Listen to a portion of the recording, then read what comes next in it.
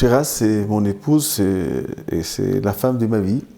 C'est la maman de mes enfants. Que c'est très personnel car chaque titre est lié à un moment vécu et partagé avec Shiraz. Shiraz, malheureusement, elle est passée par une maladie que, voilà, je pense que chaque jour on entend parler qu'il y a quelqu'un qui tombe malade. Heureusement, voilà, Shiraz, elle est là aujourd'hui et c'était vraiment un moment dur pour moi parce que voilà, je pensais que voilà, je veux perdre la femme de ma vie, la maman de mes enfants. En fait, Shiraz, elle était là, elle était en train d'écouter de la musique pendant qu'elle souffre. Et ça m'a vraiment beaucoup touché parce que c'est grâce à Shiraz aussi que depuis presque une quinzaine d'années qu'elle m'inspire, qu'elle me fait écouter des autres genres de musique, voir des films.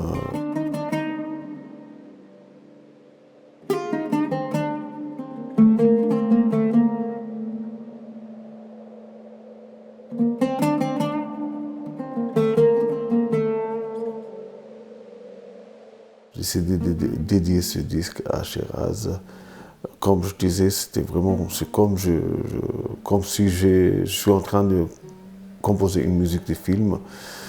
L'histoire de ce film, c'est notre vie à nous, c'est la vie de Shiraz qu'elle a vécue et que j'ai vécu avec elle en même temps, quoi.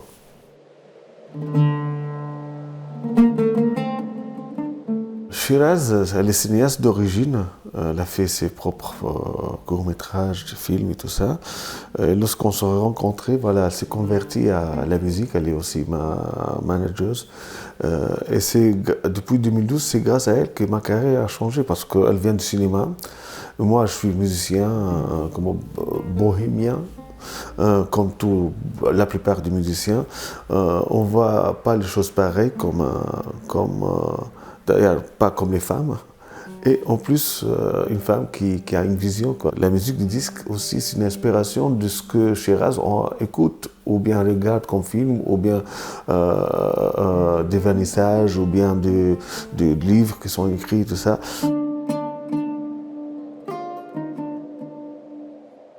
Nous, êtres humains, on a besoin de l'espoir. On ne peut pas vivre sans espoir, même dans les moments trop durs de notre vie. Et pour moi, si ce disque est là, parce que vraiment on a vécu des moments mélangés, quoi. Et on n'a jamais perdu l'espoir. Avant, je composais de la musique pour des choses que j'ai vécues. Il y avait des choses personnelles, il y a des choses... en passant, j'étais inspiré d'un musicien, d'un livre, d'un événement, Là, ça change. Là, quand même, c'était du vrai, quoi. C'était vraiment quelque chose que je le sens dans les os, quoi. Dans ma chair. C'est comme le sang qui coule dans mes veines, quoi.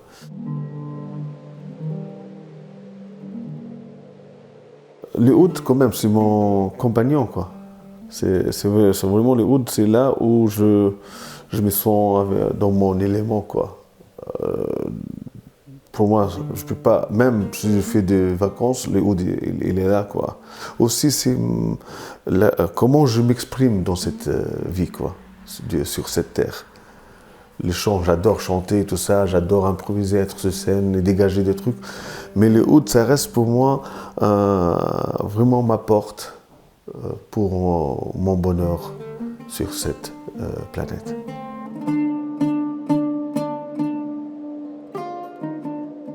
Il y a une seule musique sur Terre. Il y a deux genres, mais en fait, tous ces genres sont liés, quoi. La musique, lorsqu'elle touche, elle n'a pas de limite, elle n'a pas un passeport, elle n'a pas de couleur, elle n'a pas de barrière, quoi. C'est pour cela que lorsque je joue avec des musiciens, ils deviennent ma famille.